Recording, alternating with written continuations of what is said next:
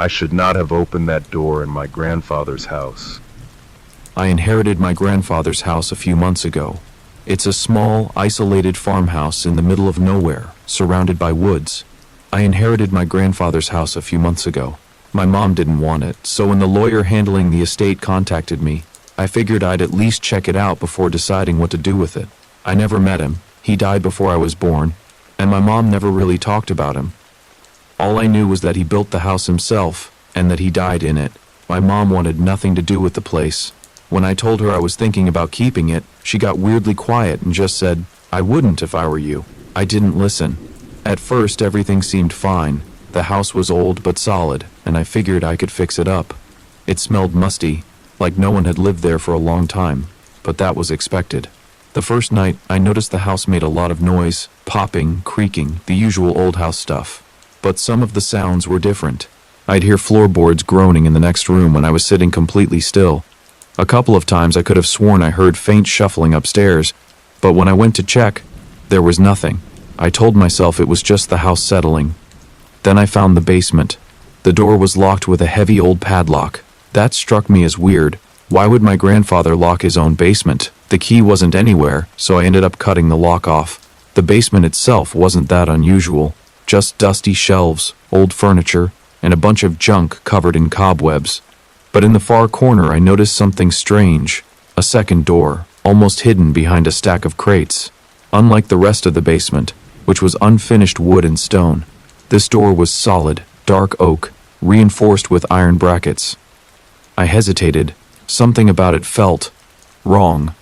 The air was heavier near it, like the basement was just a little colder on that side. I should have left it alone, but I didn't. The door was nailed shut, but after some work, I managed to pry it open. The smell that hit me was awful: mold, damp wood, and something else, something rotten. Inside was a small, windowless room. A single wooden chair sat in the middle, its arms scratched and splintered. The walls were covered in deep gouges, like someone had tried to claw their way out. And the worst part? There were chains on the floor. Rusted, broken chains. I got this overwhelming feeling that I had just made a huge mistake. That night, I slept in the living room with all the lights on. At around 2 a.m., I woke up to a sound, a faint, slow scratching. It was coming from inside the basement. I held my breath, listening. It was soft at first, but then it got louder, long, dragging scrapes against wood, like nails raking across a door. My stomach dropped. I was the only one in the house. I grabbed my flashlight and crept toward the basement door. I don't even know why. I think I just wanted to prove to myself that I was imagining it. But as soon as I reached the top of the basement stairs, the scratching stopped. I stood there for a long time, heart pounding, before finally locking the basement door and forcing myself to go back to bed. The next morning, I called my mom. I didn't even know what I wanted to ask, I just needed to hear her voice. When I mentioned the basement, she went completely silent. Then she just said, "You didn't open the door, did you?" My blood ran cold. I told her I had. She let out this shaky breath and said, "Listen to me. Your grandfather. He wasn't a good man. He did things. Whatever he locked in that basement, it was never supposed to get out." That was all she would say. She refused to talk about it any further. I left that day, packed up and drove to a motel. But the thing is, I don't think leaving helped. A few nights ago, I woke up to the sound of scratching. Not in the basement, outside my bedroom door. And last night, as I lay in bed, frozen in fear, I swear to God, I felt something press against the mattress. I don't know what to do. This was the last update we have heard from him. We have no clue what happened after this.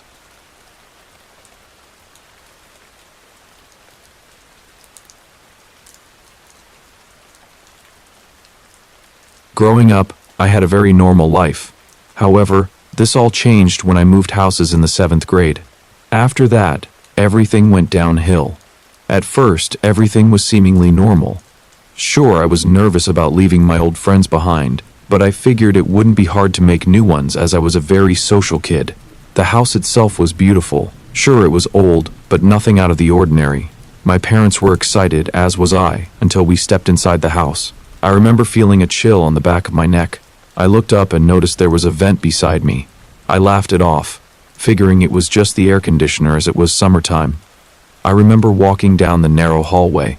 To the right was a bathroom, and to the left the laundry room. At the end of the hallway was my new bedroom. Once I opened the door, something felt off. It was as if the air had dropped at least 15 degrees. What struck me most, however, was the vent. It was placed high up, almost too high up, as it was out of place. There wasn't anything out of ordinary about it, but something just didn't feel right. I brushed it off and started unpacking. Once I was somewhat done, it was already almost midnight. I figured I should probably get some sleep as I wanted to explore the town in the morning. I fell asleep with little to no trouble. Suddenly, I woke up and checked the timer. It was 3:30 a.m. on the dot. I sighed and tried to roll over. I couldn't move. Suddenly, I heard a noise. I looked up at where the noise was. It was coming from the vents. Suddenly, I noticed a red glow coming from inside of it. My breathing quickened as I tried to move. A few minutes later, I was finally able to move and the glow disappeared. I jumped out of bed and turned the lights on. I figured it must have been an animal, and I would have my father check it out in the morning. The night went by slowly. I watched the sun rise and heard my parents get out of bed. I left my room and met my mother making breakfast. I told her about what I had saw, and she assured me it was likely a small animal, or my imagination. I laughed it off and walked around town for a bit. I met S1 kids who were also living in my neighborhood. When I told them where I lived, I remember the shocked look on their faces. They told me that the last family there had been brutally murdered, and nobody could find out who did it. They said that their bodies looked like they had been mauled by a wild animal. I figured they were just messing with me, so I left the subject alone. The looks on their faces, however, made me feel like there was some sort of truth to it.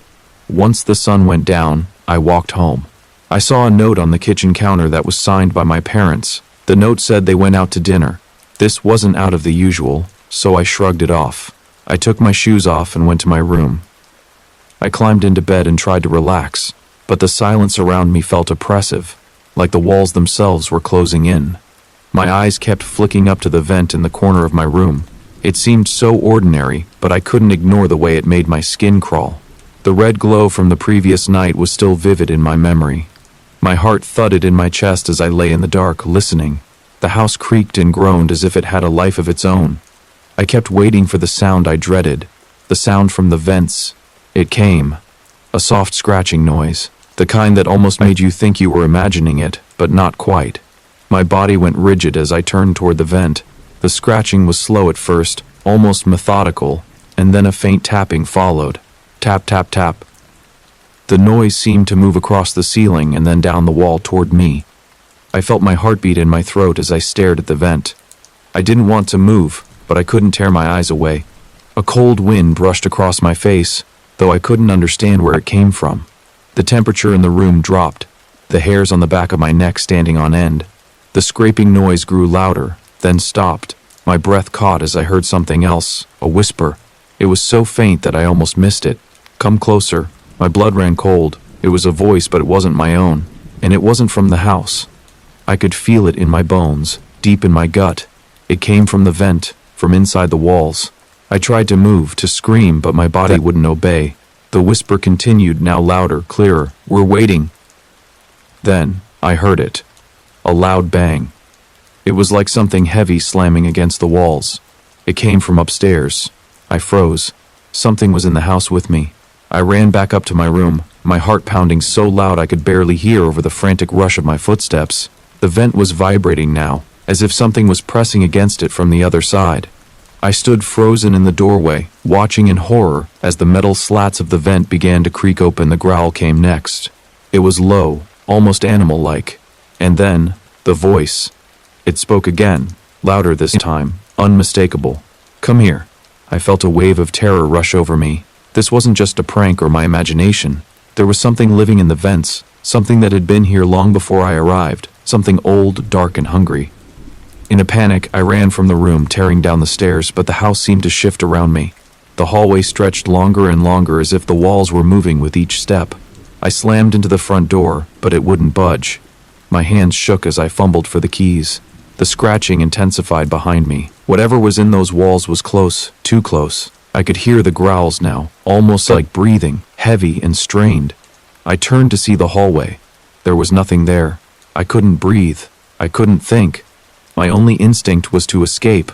With a burst of adrenaline, I finally threw open the door and ran out into the night. The chill air hit me like a slap in the face, but it did little to ease the terror that gripped me. The street was empty, silent. The house loomed behind me, its windows dark and vacant. Suddenly I woke up in a white room. My parents were standing above me with worried looks. "Mom, Dad, what happened?" I asked. "Sweetie, you," my mother responded, almost hesitant. "We found you clawing at your skin in the middle of the woods. We think it's best if you stay here for a little while." I stayed at the hospital for weeks. The doctors said I was delusional, psychotic even. I knew what really happened. I wasn't shocked when they came in and told me my parents had been murdered. I tried to warn them, but they wouldn't listen. If they would have listened, they still would have been alive today. I'm typing this out as I just got released. I don't HSEV much time now. I think the thing that lived in the vents followed me. I think it's mad that I escaped. I hear it above me getting closer. It wants revenge.